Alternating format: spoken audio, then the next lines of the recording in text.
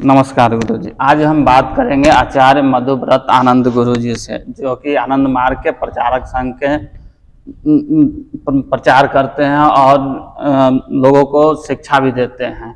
आज हम गुरुओं के पास बहुत कम टाइम होता है। अब काफ़ी दिनों से हम लगे हुए थे कि इनसे कुछ टाइम मिले, कुछ हम ज्ञान अर्जित कर पाएँ, तो इनकी जीवनी से कुछ सीख पाएँ, इनका जीवन को हम YouTube वगैरह पे सब जगह दिखा पाएँ, बता पाएँ, यही हमारा उद्देश्य है। तो हम मिलते हैं मधुव्रत आनंद गुरु जी से। गुरु जी, आपको कैसे विचार आया कि आपको एक संत बनना है? संत तो पिछले कई जन्मों के सुंदर सुसंस्कार और सुंदर कर्म फल के कारण ही मनुष्य ले पाता है।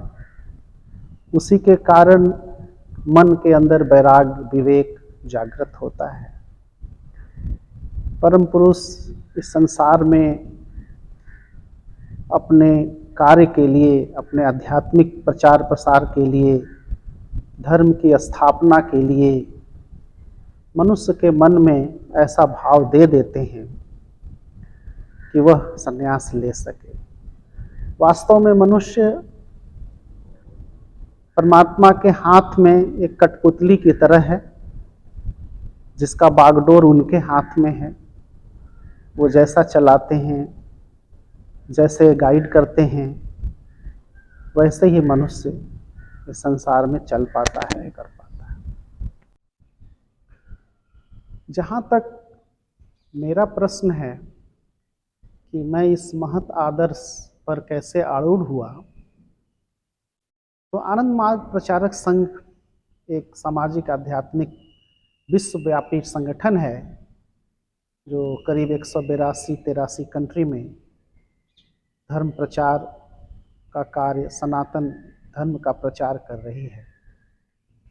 तो आनंद मार्ग के संपर्क में आने से, आनंद मार्ग की साधना पद्धति सीखने से, यहाँ जो संन्यास निर्माण का कार्यक्रम है उसको जानने के बाद समझ में आया कि संन्यास जीवन हो तो ऐसा हो जिसमें कि नैतिकता आधार हो, आध्यात्मिकता भरा हुआ हो उसके भीतर, और पूरे जीवन एक सुंदर समाज बनाने का जस प्राप्त हो, कृपा प्राप्त हो। भगवान आनंद मूर्ति जी कहते हैं कि कर्म ही मनुष्य को महान बनाता है, अपनी साधना, सेवा और त्याग से महान बनो। तो यहाँ संन्यास जीवन में भरपूर साधना करने का सुयोग प्राप्त है, सेवा करने का भी सुयोग प्राप्त है और त्याग भी हो जाता है। इसलिए इस आदर्श के प्रति मेरा आकर्षण, मेरा झुकाव बढ़ा और मैं उनकी ही कृपा से इस जीवन को प्राप्त कर पाया। गुरु जी, आपने जब स्टार्ट किया था, शुरू किया था, उस समय आपकी उम्र क्या रही होगी? ऐसे संन्यास लेने का उम्र तो 18 वर्ष है, लेकिन विशेष परिस्थितियों में मनुष्य के संस्कार, विचार, आदर्श देख करके भी उम्र थोड़ा सामंजस्य रखा जाता है। तो मैं तो करीब 16 प्लस में ही आ गया था, इस सुंदर जीवन में प्रवेश कर गया था। गुरु जी, सन्यासी बनने के मार्ग में क्या क्या कठिनाई आती है? यह जीवन अगर कठिनाई समझें तो कांटों से भरा हुआ है, और सहज समझें तो फूलों का पथ है। यह अपने मन के ऊपर है कि हम इसे कैसे स्वीकार करते हैं।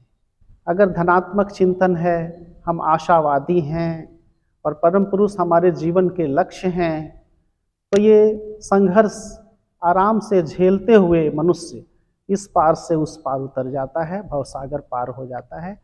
कोई भी कठिनाई नहीं होती है, बस मन को बड़ा करने की आवश्यकता है, मन को सुंदर पथ पर ले जाने की आवश्यकता है, और अच्छे लोगों के बीच रहने की आवश्यकता है, सत्संग करने की आवश्यकता है, मन में ऋणात्मक चिंतन नहीं आए, यह ध्यान रखना चाहिए, और अपने आदर्श पर सर्वदा आरूढ़ रहना चाहिए। जब कोई संन्यास लेता है तो उनका जीवन में क्या क्या परिवर्तन आते हैं, उनका जीवन कैसा होता है? एक तो संसार में जितनी भी समस्याएं हैं उसका कारण है कि मनुष्य का मन संकुचित है और अपने तक सीमित रहता है। संन्यास जीवन एक बृहत परिवार बना लेता है। उसके लिए परम पुरुष पिता हैं, परमा प्रकृति माँ है, यह त्रिभुवन ही अपना घर है। हरे पिता गौरी माता स्वदेश भुवनम त्रियम। जब यह विचार बड़ा हो जाता है, मन बड़ा हो जाता है, यह संसार ही अपना लगने लगता है। और जब हम परमात्मा से जुड़ते हैं तो यह परमात्मा की ही सृष्टि है, यह परमात्मा का ही परिवार है। उसके प्रति हमें कर्तव्य समझ में आता है। और इस तरह से जब मन बड़ा हो जाता है तो बहुत सारी समस्याएं स्वयं ही खत्म हो जाती हैं, समाप्त हो जाती हैं। और ऐसे अनंत परिवर्तन जीवन में घटते हैं, अनंत अनुभूतियाँ होती हैं, आध्यात्मिक अनुभूतियाँ होती हैं। जब हम समाज की सेवा करते हैं तो उससे हमारा मन पवित्र होता है, हृदय पवित्र होता है। इस तरह से एक मन हमारा बृहत की तरफ प्रेरित होकर चल पड़ता है।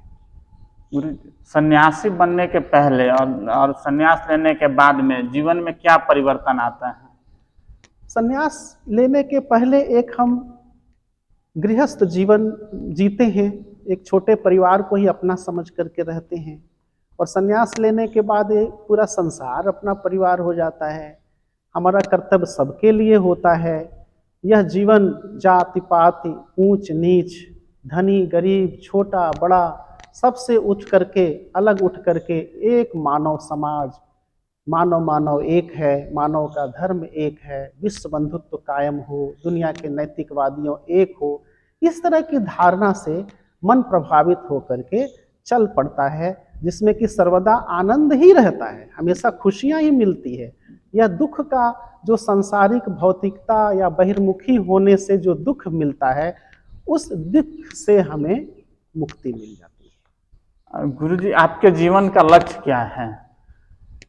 मनुष्य के जीवन का लक्ष्य है ईश्वर की प्राप्ति। आनंद मार्ग के जो गुरुदेव ने, प्रवर्तक ने बताया है, आत्मोक्षार्थम जगत हिताय च, अपना कल्याण हो, जगत की सेवा हो, जगत का भी कल्याण हो। इसी उद्देश्य से हम लोग चल रहे हैं और सभी संसार के सभी मनुष्यों का यही है लक्ष्य। और सन्यासी होने के नाते हम लोग एक मानव समाज की संरचना में लगे हुए हैं, स्थापित करने में लगे हुए हैं। इस पृथ्वी पर धर्म की स्थापना कैसे हो, उसके लिए कार्य कर रहे हैं। सब लोग कैसे सुखी रहे, सब लोगों का लक्ष्य महान कैसे हो, इस संसार से दुख तकलीफ यह नष्ट कैसे हो, खत्म कैसे हो, इसी कार्य में संन्यास जीवन लगा रहता है।